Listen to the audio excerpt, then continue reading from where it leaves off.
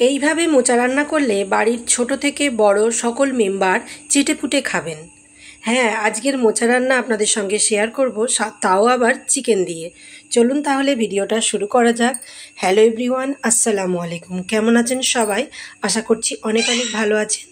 এখানে মোচা ছাড়ানোর জন্য প্রথমেই একটা কাঠির মতো অংশ আছে আর একটা নখের মতো আছে, ওগুলো ফেলে দিতে হয়।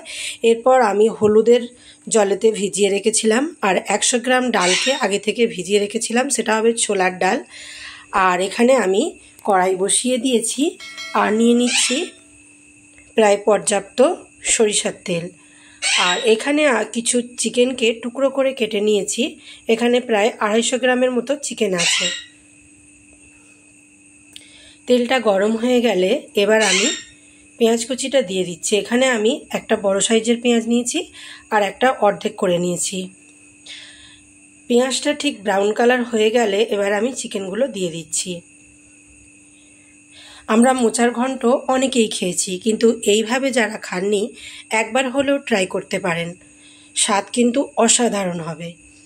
তো এবার আমি এখানে 2 টেবিল চামচ আদা রসুন বাটা, স্বাদ মতো লবণ দিয়ে দিলাম, 1 চামচ লঙ্কার গুঁড়ো আর 1 চামচ হলুদের গুঁড়ো দিয়ে ভালোভাবে মাংসটা আমি কষিয়ে নেব।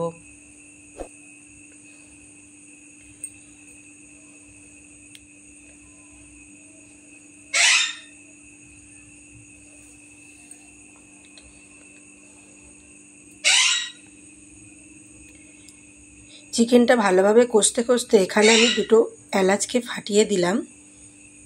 অল্প অল্প জল দেব আর গ্যাসটাকে মিডিয়াম রেখে ভালো করে চিকেনটাকে আমি কষিয়ে নেব।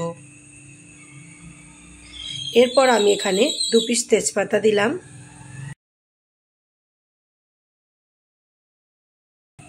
আবার অল্প অল্প জল দিয়ে এইভাবে আমি কষে নেব। চিকেনটাকে সিদ্ধ করার জন্য 2 মিনিটের জন্য গ্যাস মিডিয়াম রেখে আমি ঢাকা দিয়ে রেখে দিয়েছিলাম। এরপর আবারও ভালোভাবে কষে নিচ্ছি। এখন আমি এখানে দেব 1 চামচ ধনিয়া গুঁড়ো আর 1/2 চামচ জিরে মরিচের গুঁড়ো দিয়ে আবারও আমি একটু ভালোভাবে কষিয়ে নেব।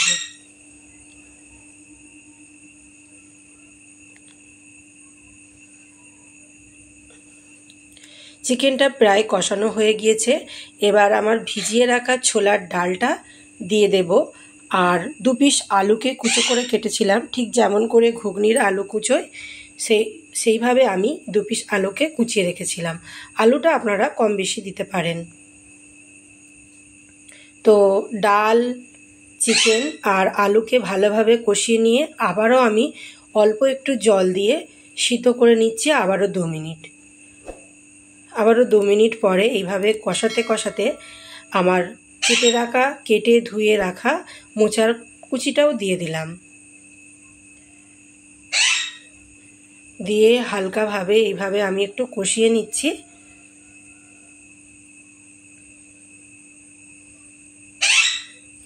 আবারও ঢাকা দিয়ে রেখে দেব প্রায় 2 মিনিটের মতো। তারপর দেখুন প্রায় আমার এখানে সবগুলোই সিদ্ধ হয়ে গিয়েছে। দেখুন কষাতে যাচ্ছি, এখানে আলুগুলো ভেঙে যাচ্ছে, তার মানে আমার এখানে সমস্ত আলু ডাল সবই প্রায় সিদ্ধ হয়ে গিয়েছে। এবার আমি ভালোভাবে কষিয়ে নেব। গ্যাস কিন্তু একইভাবে আমি মিডিয়াম রেখেছি, না হলে কিন্তু নিচ থেকে ধরে যেতে পারে। এই রকমভাবে মোচা বানালে আপনারা কিন্তু এটা রুটি পরোটা যে কিছুর সঙ্গে কিন্তু দারুণ খেতে লাগবে। দেখুন কত সুন্দর একটা ঘনত্ব এসছে। আর এই পর্যায়ে অল্প একটু আমি চিনি দিয়ে দিলাম আর উপর থেকে একটু ভাজা মশলা দিয়ে দিলাম 1/2 চামচের মতো, দিয়ে আবারও একটু ভালো করে কষিয়ে নিচ্ছি।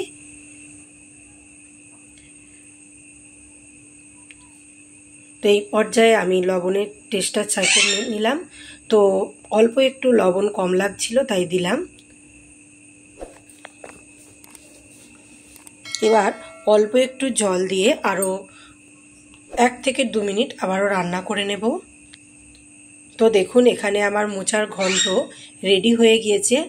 তো দেখতে যতটা সুন্দর হয়েছে খেতে তার থেকেও বেশি অনেক সুন্দর হয়েছে। আমি গরম ভাতের সাথে খেয়ে নিচ্ছি। তো আপনাদের যদি এইভাবে রান্না না করে থাকেন তো একবার ট্রাই করতে পারেন, আশা করছি ভালো লাগবে।